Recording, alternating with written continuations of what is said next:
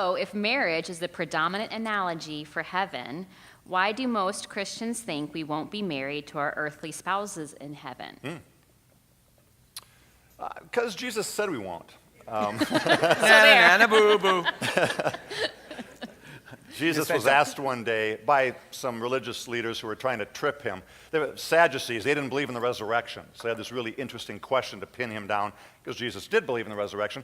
They said, well, what happens if one guy marries a woman and then he dies and she marries his brother, I think his brother, and there's like 7 brothers in a row. Who's she going to be married to in the afterlife? And How come all of our husbands die? Yeah, right. And Jesus says, you don't understand. Dangerous. Jesus said, you don't understand because we're going to be like angels. We don't give in marriage. But I think if you take that verse and understand what Jesus is saying through the lens of the rest of the New Testament, it's not that there won't be marriage, it's that we won't be married to each other. We, plural, the body of Christ, are the bride who will be married to Jesus Christ. So there'll be marriage, it's just that the marriage is going to be of the people of God, the bride, to the groom, Jesus Christ.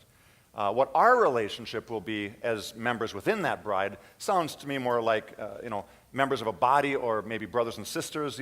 Certainly intimate relationships, loving relationships. It's just that marriage analogy for heaven is saved for us as a people and Jesus as the groom. But here's the classic case of the C.S. Lewis chocolate deal. Because you could hear that and think, man, that is brothers and sisters. Frankly, I'd rather have the marriage. Well, and then, and it should be the case that right now what makes relationships, really profound and good and rich is that you don't have them with everybody. The relationship I have with my wife and no one else. And then you have some friends who you let in. It's because you have a closeness to really core friends that you don't have with everybody that makes that special. And so hearing about, this kind of, if you get a picture of heaven as just sort of this all sameness, it can really sound like it's all loss. Like, all loss.